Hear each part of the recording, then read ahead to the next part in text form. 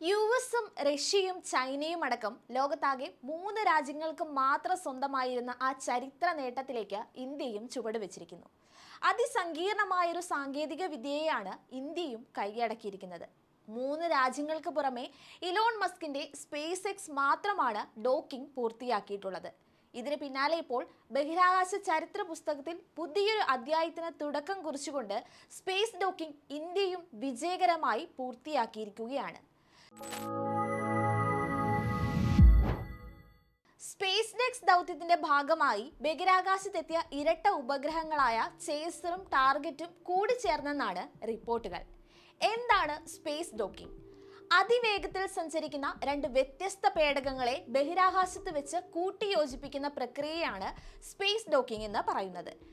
India ഈ ദൗത്യത്തിന് നൽകിയ പേരാണ് സ്പേസ് ഡെക്സ് അഥവാ സ്പേസ് ഡോക്കിംഗ് എക്സ്പെരിമെന്റ്. ഡിസംബർ 30-നാണ് ഭൂമിയിൽ നിന്ന് PSLV റോക്കറ്റിൽ 2 ഉപഗ്രഹങ്ങളുടെ യാത്ര ആരംഭിക്കുന്നത്. ദൗത്യത്തിന്റെ ആദ്യഘട്ടം 2 ചെറു ഉപഗ്രഹങ്ങളുടെ വിക്ഷേപണമായിരുന്നു.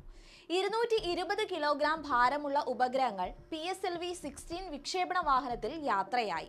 SDX-01, SDX-02 എന്നീ ഉപഗ്രഹങ്ങളാണ് ബഹിരാകാശത്ത് എത്തിച്ചത്.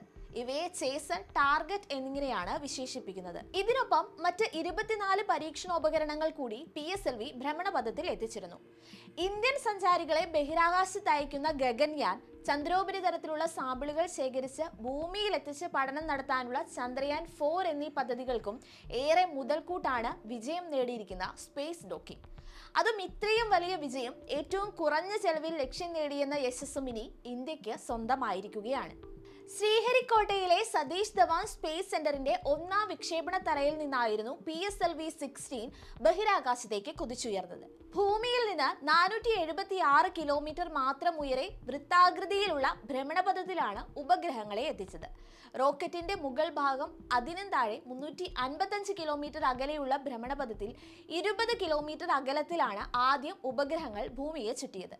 ഇത് ഘട്ടം ഘട്ടമായി കുറച്ചു കൊണ്ടുവന്നാണ് കൂട്ടിയോജിപ്പിക്കൽ സാധ്യമാക്കിയത്.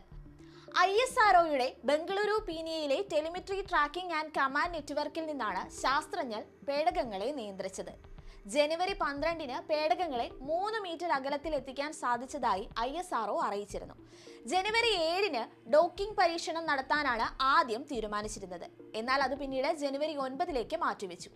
ഉപഗ്രഹങ്ങളെ 15 മീറ്റർ അകലെ എത്തിക്കാനുള്ള ആദ്യ ശ്രമം പാളിയിരുന്നു. ഇതേ തുടർന്ന് ഡോക്കിംഗ് പരീക്ഷണം വീണ്ടും മാറ്റിവെച്ചു. അന്നത്തെ പിഴവ് പരിഹരിച്ചാണ് ഉപഗ്രഹങ്ങളെ 15 മീറ്റർ അകലത്തിലേക്കും പിന്നീട് 3 മീറ്ററിലേക്കും എത്തിച്ചുകൊണ്ട് വിജയം നേടാൻ ISROയ്ക്ക് സാധിച്ചത്. ഒറ്റ ദൗത്യത്തിന് പല പേടകങ്ങൾ ലോഞ്ച് ചെയ്യേണ്ടി വരുന്ന സാഹചര്യങ്ങളിലാണ് ഡോക്കിംഗ് സാങ്കേതിക വിദ്യയുടെ സഹായം ആവശ്യമായി വരിക. ചാന്ദ്രപര്യവേഷണമായ ചന്ദ്രയാന്റെ അടുത്ത ഘട്ടത്തിലേക്ക് ഡോക്കിംഗ് സാങ്കേതിക വിദ്യ അതിനിർണായകവുമാണ്. ചന്ദ്രനിലിറങ്ങി പാറയും മണ്ണും ശേഖരിക്കുകയാണ് ചന്ദ്രയാൻ 4ന്റെ ലക്ഷ്യം. മനുഷ്യനെ ബഹിരാകാശത്തിൽ എത്തിക്കുന്നതിനുള്ള ഗഗൻയാനും സ്പേസ് ഡോക്കിംഗ് ഉപയോഗപ്പെടുത്താനാകും. ഭാരതീയ അന്തരീക്ഷ സ്റ്റേഷൻ എന്ന പേരിൽ ഇന്ത്യ വിഭാവനം ചെയ്യുന്ന ബഹിരാകാശ നിലയം നിർമ്മിക്കാനും ഈ സാങ്കേതിക വിദ്യ ആവശ്യമാണ്. പല തവണയായി വിക്ഷേപിക്കുന്ന വ്യത്യസ്ത പേടകങ്ങൾ ഒരുമിച്ച് ചേർത്തുകൊണ്ടാകും ബഹിരാകാശ നിലയം നിർമ്മിക്കുക. ഇന്ത്യയുടെ ഇനിയുള്ള ലക്ഷ്യം സ്വന്തമായി ബഹിരാകാശ നിലയം എന്നതാണ്. നിരന്തരമായ പരിശ്രമങ്ങളിലൂടെ വലിയ വിജയം തന്നെ കൈവരിച്ച് മുന്നോട്ടേക്ക് കുതിക്കുന്ന ഇന്ത്യയുടെ ആ സ്വപ്നവും ഇനി വിദൂരമല്ല.